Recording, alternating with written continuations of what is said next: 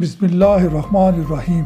السلام علیکم۔ اس وقت پوری دنیا میں فساد برپا ہو رہے ہیں، سارے ملکوں میں لاک ڈاؤن کی کیفیت ہے، کاروبار تباہ ہو رہے ہیں، لوگ بھوکے مر رہے ہیں، دوائی ساز کمپنیاں ویکسین بنانے کی اپنے دعوے کر رہی ہیں، امریکہ میں نسلی فسادات کی آگ بھڑکی ہوئی ہے اور امریکہ ٹوٹنے کے قریب پہنچ چکا ہے۔ اب یہ نسلی فسادات برطانیہ میں پہنچ گئے ہیں اور بہت جلد دوسرے ممالک میں بھی اسی طرز کا گیم کھیلا جائے گا۔ لگتا یوں ہے کہ اسرائیل کا امریکہ سے مقصد پورا ہو چکا ہے اور اب اسرائیل امریکہ جیسے کانٹے کو نکالنا چاہتا ہے اور خود سپر پاور بننے کی کوشش کرے گا۔ اس طرح انڈیا اور چائنا آمنے سامنے ہیں، پھر انڈیا بھی پاکستان کے خلاف محاذ کھولنے کی تیاری میں ہے۔ امریکہ چائنا کے سمندر میں بیٹھا ہے، ہانگ کانگ اور تائیوان میں بغاوتیں سر اٹھا رہی ہیں۔ بھارت نے نیپال، چائنا، پاکستان، بھوٹان، بنگلہ دیش تمام ہمسایوں سے تعلقات خراب کیے ہوئے ہیں۔ کشمیر میں ظلم،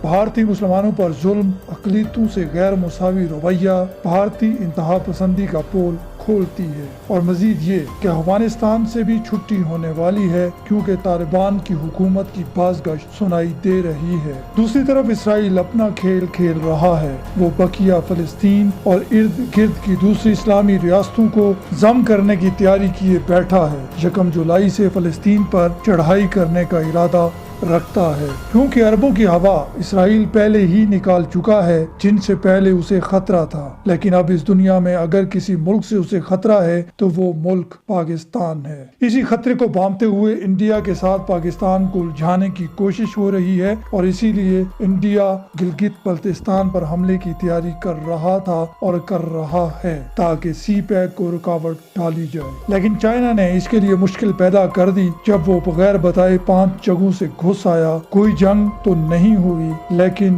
انڈیا کی گردن سے اسے پکڑ لیا۔ آج کل ایک سوچ ضرور آتی ہے کہ آخر یہ دنیا کہاں جا رہی ہے۔ کورونا کا خوف اتنا پھیلایا جا چکا ہے کہ اب اس دنیا کا ایک لمبے عرصے تک اس سے نکلنا مشکل ہوگا۔ جب اسرائیل مسلمان ملکوں جو اس کے ارد گرد ہیں ان پر قبضہ کر رہا ہوگا تو کوئی بھی ملک احتجاج نہیں کر سکے گا۔ ہر طرف تو سوشل ڈسٹینسنگ کا راج ہے۔ اگر اب بھی کسی کو یہ لگتا ہے کہ یہ سب خود ہو رہا ہے تو وہ احمقوں کی جنت میں رہ رہا ہے۔ یہ سب تیاری ایک ہی ایجنڈے کو نافذ کرنے کے لیے ہو رہی ہے اور وہ ایجنڈا ون ورلڈ آرڈر یا نیو ورلڈ آرڈر ہے۔ آپ کمنٹس میں اپنی رائے کا اظہار ضرور کیجئے کہ میری بات کہاں تک ٹھیک ہے۔ دنیا کو تباہی کی طرف دھکیلا جا رہا ہے اور سازشی ٹولہ یعنی یہودی اپنا کھیل کھیل رہے ہیں اور بہت جلد وہ ہیکل سلیمانی کی تعمیر بھی کر لیں گے۔